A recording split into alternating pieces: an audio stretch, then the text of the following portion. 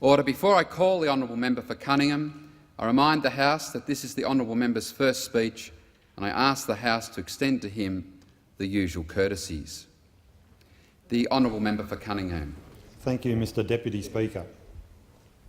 Mr Deputy Speaker, it is an honour and a privilege to stand before you as the first Greens member of this House and representative of the people of Cunningham.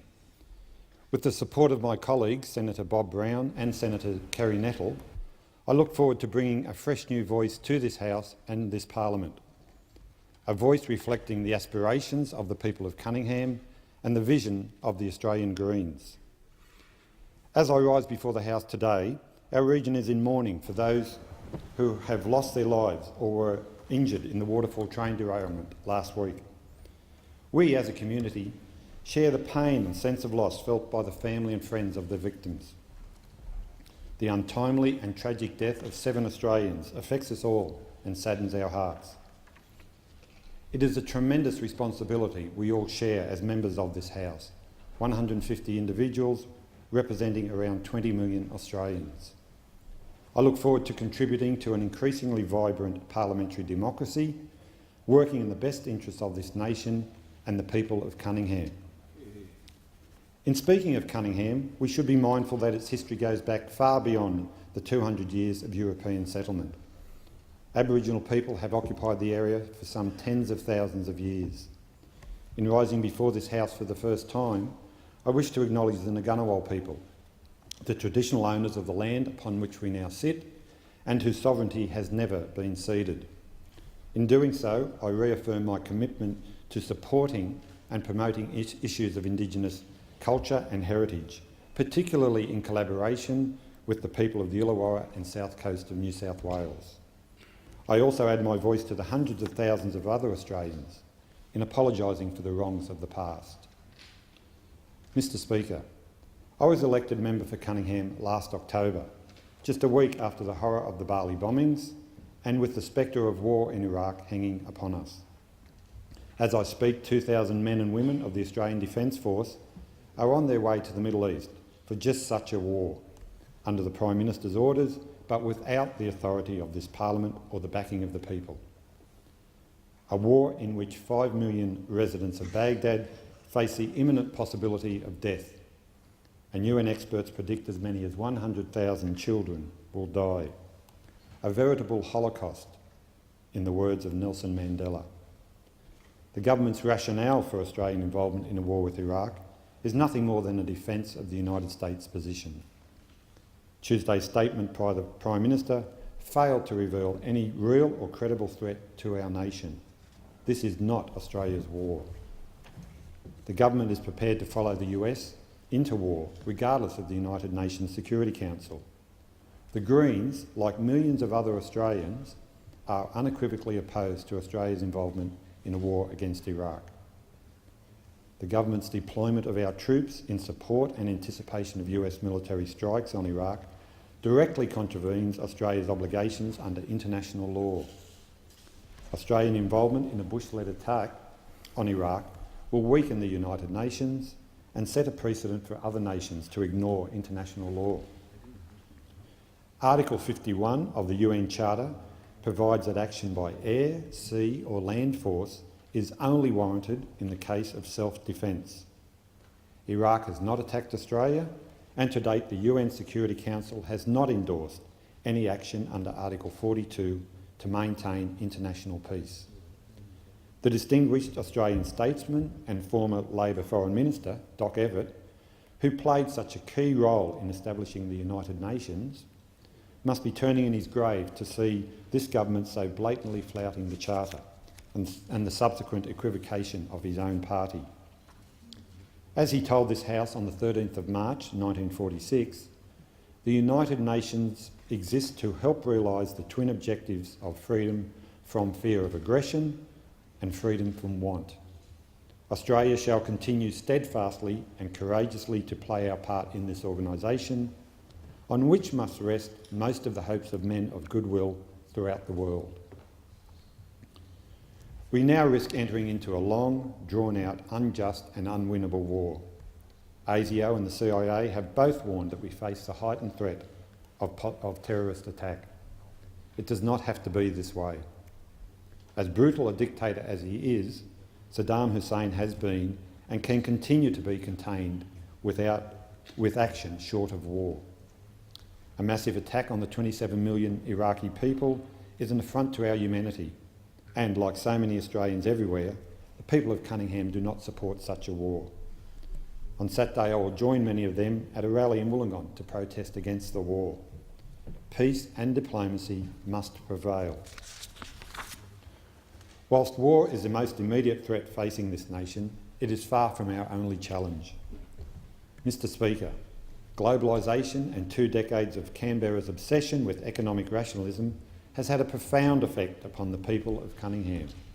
20,000 jobs were lost in the region in the 80s and early 90s. As a result, we have one of the highest unemployment rates in the nation, 10.6% in December 2002.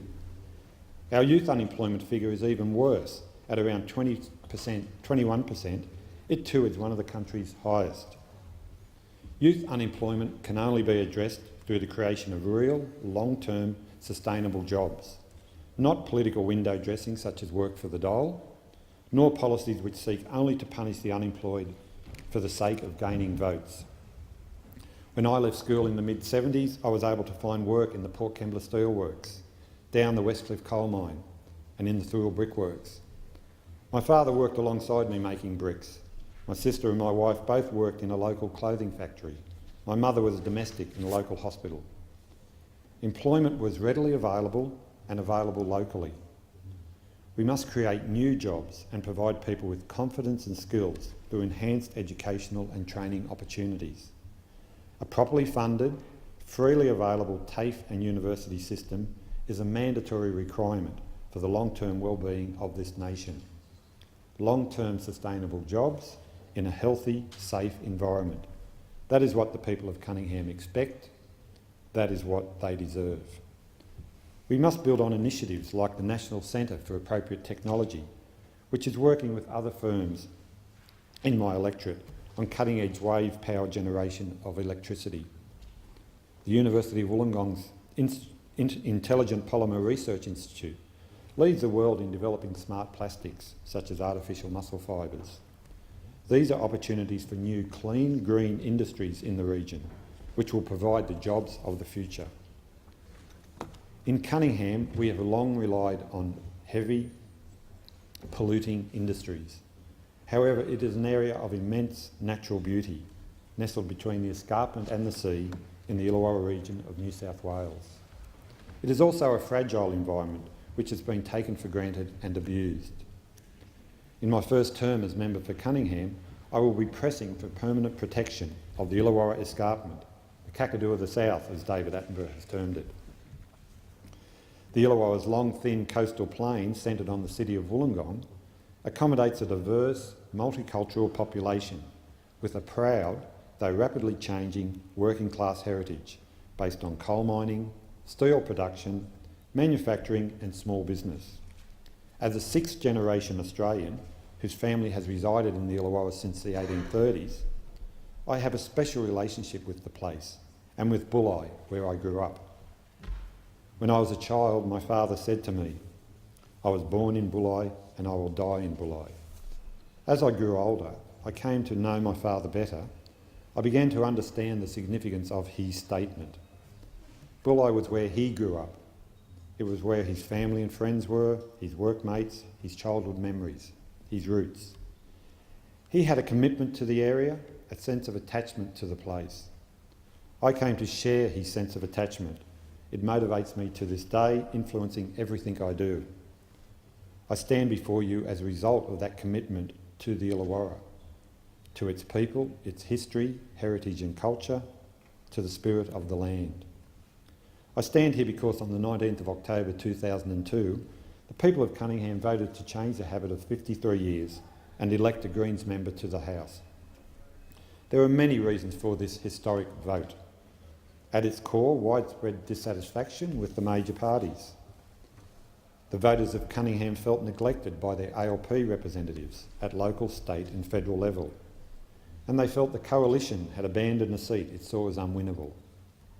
Also obvious to the electorate was the failure by government to develop appropriate infrastructure within the region to protect major environmental assets such as the Illawarra Escarpment and the coastline, and to create long-term sustainable jobs opportunities, especially in areas other than polluting heavy industries. One of my predecessors, the late Rex Connor, introduced pioneering anti-pollution laws, but the people of Cunningham continued to pay the price for those plumes of progress which have hung over the region since the 1860s. The by-election also revealed that the environment is a major item on the Australian political agenda. In Cunningham, our quality of life is threatened by inappropriate, unsustainable development, spurred on by vested interests, seeking to generate profit while having no commitment to the local community. We cannot continue to allow inappropriate developments to destroy our cultural and environmental heritage. A good example is the Sandon Point residential development on the foreshore at Bulli. Like the historic battle some 20 years ago to save the Franklin River, Sandon Point epitomises a current widespread concern about environmentally destructive development. In this instance, the push to generate millions of dollars worth of shareholder profit has resulted in the destruction of nationally significant and ancient Aboriginal and European heritage sites. It has resulted in the loss of sensitive wetland environments. It has resulted in the loss of open space and the green corridors which are so vital to the health and well-being of urban communities. It has also meant that employment-generating lands are being sterilised, replaced by housing estates. This development, mirrored in localities across the country, has given rise to a spirited and inspirational defence by the local community. It saw the formation 2 years ago of the Karaji Aboriginal Tent Embassy and of a community picket line. Both continue to actively defend Sandon Point's environmental and cultural heritage values because local politicians and government instrumentalities have failed to do so. The development has resulted in numerous and ongoing court battles, in the arrest of protesting local families, and disillusionment in the community at the manner in which we are ignored by vested interest and governments at all levels. It has resulted in part in the election of a Greens member to this House. The lesson of Sandon Point is we live in times of increasing change and people are becoming more active in fighting for environmental and social justice issues. It is heartening to know that, in the face of change and threats to all we traditionally hold dear, ordinary Australians are making a difference. They make a difference by their active involvement in the local community. They made a difference at the ballot box in the Cunningham by-election. And they made a difference by turning to the Greens, the party committed to a fairer and more just society. The Greens' policies are built on 4 core principles: environmental sustainability, peace and non-violence, social and economic justice, and grassroots democracy. The Greens offer a new way of doing politics. We seek to empower individuals and the community, and government is afraid of this. We seek to uphold the democratic ideal and support organisations and individuals who work for the good of their community and the world at large. Whilst our democracy is strong, it is under increasing threat from globalisation and the power of profit to override the public good. Government must have as a priority the welfare of the people. Its primary role is to take care of its citizens. But government at all levels in Australia has lost its way. So-called sound economic management has come at the expense of the quality of life and well-being of ordinary Australians, and especially of those who most need help and support. As a party of compassion, the Greens seek to address the inequity by closing the widening gap between the haves and the have-nots. Economic rationalism has seen our services run down, public utilities sold off, and our children's futures mortgaged to the free market. Medicare is being financially strangled and bulk billing is disappearing. Telstra is being sold off. Money is being taken out of public education, and the cost of education is becoming a real burden on families. We are tired of being told that there are no alternatives. Unless elected representatives reflect and carry out the will of the people, they will be thrown on the scrap heap. It happened in Cunningham, where dissatisfaction with government and bureaucracy changed the political landscape. The Greens' success in Cunningham was due to numerous political, social and demographic factors. It was also due to the hard work of many people, and some of them are here today in the gallery. I must thank my wife Jeanette, my sons Kyle and Andrew, and my family of friends for their hard work, encouragement and support. I thank those many tireless workers in the Greens throughout Australia who have toiled selflessly over many years for the party with the best interests of this nation at heart. And I thank the electors of Cunningham for the opportunity to be their voice in this House. It is a great honour.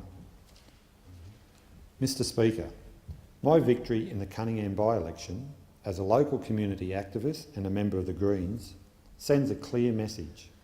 The Australian political landscape is changing and the Greens are leading that change. We are a genuine alternative to the other parties as they become increasingly indistinguishable. The Greens is a party of compassion and community activism. The success of the Greens in Cunningham is a wake-up call.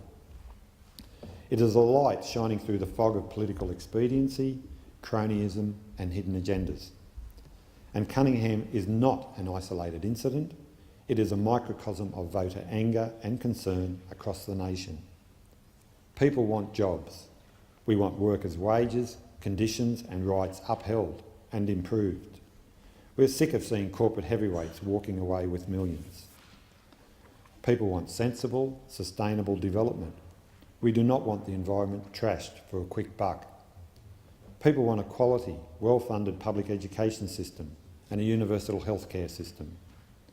We do not want our schools run down, our technical and further education system forgotten, and a university education contingent upon one's ability to pay.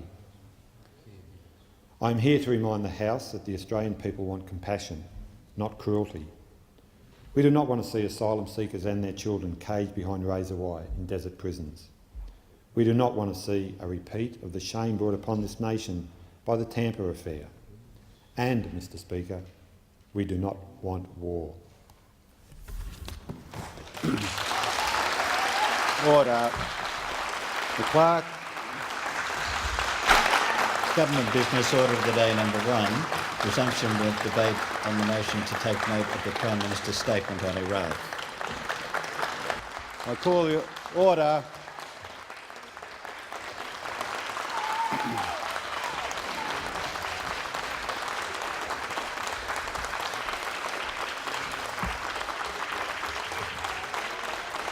I remind those in the galleries of their obligations.